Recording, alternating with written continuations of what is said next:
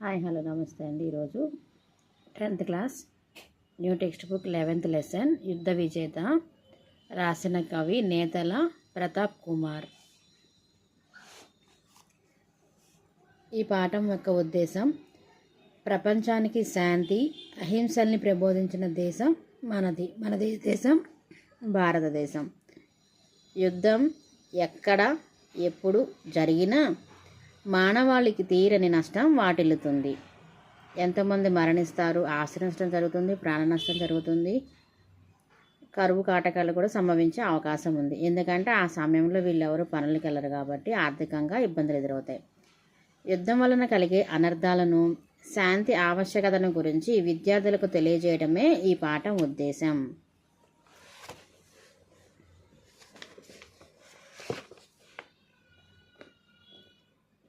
కవి పరిచయం. జననం 13/8/1965, మరణం 8/6/2021. నేతల ప్రతాప్ కుమార్ నేటి తూర్పుగోదావరి జిల్లా, ఒకప్పుడు పశ్చిమ గోదావరి, నిడదవోలు మండలం విద్యేశ్వరం గ్రామంలో జన్మించారు. శాంతికుమారి, సత్యం వీరి తల్లిదండ్రులు. పాల కంకి, దళిత నానీలు, అన్నం గిన్నె, భీంపాల రాగం, పుట్టినరోజు ఒక్కటే, బౌద్ధ భాషితాలు, బుద్ధిజం శాస్త్రీయత, నా భూమికి నేనే, సమతా వసంతగానం, పిల్లల కోసం అంబేద్కర్ కథ, నాగపూర్ యాత్ర తదితర గ్రంథాలు రాశారు. విమలశాంతి జాతీయ కవితా పురస్కారం అందుకున్నారు. ఈయన అందుకున్న పురస్కారం ఏంటిది? విమలశాంతి. ఈ పాఠం సమతా వసంతగానం కవితా సంపుటి నుండి గ్రహించబడింది. సమతా వసంతగానం అనే కవిత నుండి తీసుకోబడింది.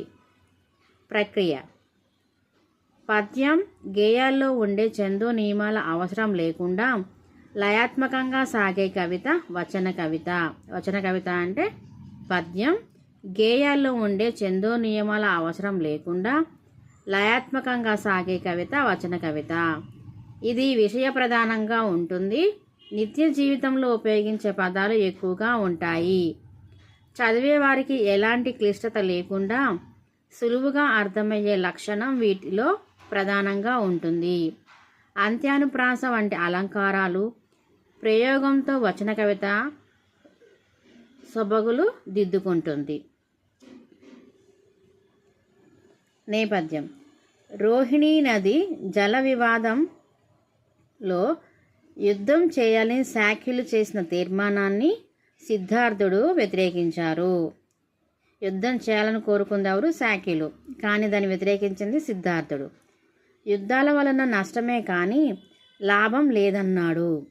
యుద్ధాన్ని నివారించడానికి ఇల్లు వదిలి వెళ్ళిపోయాడు. ఈ నేపథ్యంలో రాసిన కవిత యుద్ధ విజేత. దీంట్లో అలంకారం ఇచ్చారు, అతిశయోక్తి అలంకారం. ఒక వస్తువు యొక్క స్థితిని, స్వభావాన్ని, గుణాన్ని ఉన్నదానికంటే అతిశయంగా చేసి చూపడాన్ని అతిశయోక్తి అలంకారం అంటారు. అంటే గోరంత ఉన్నదాన్ని కొండంత చేసి చెప్పడాన్నే అతిశయోక్తి అలంకారం అని అంటారు. మా నూతిలో నీళ్లు పాతాళానికి చేరాయి అంటే నీళ్ళు అంత లోపలికి ఏమి వెళ్ళవు, కానీ వాళ్ళు దాన్ని ఎక్కువ చేసి చెప్పడం అనమాట.